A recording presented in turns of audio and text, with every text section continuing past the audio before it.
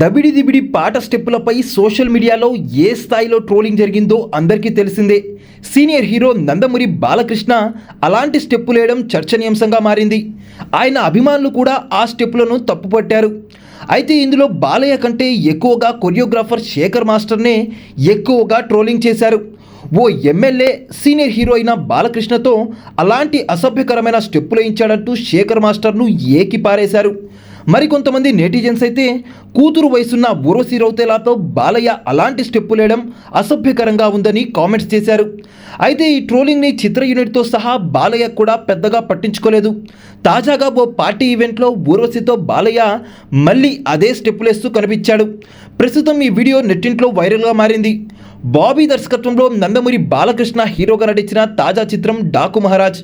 ప్రజ్ఞా జైస్వాల్, శ్రద్ధా Srinath heroines, సితారా entertainments, fortune 4 cinemas పతాకాలపై Daaku మహారాజ్ను నిర్మించారు.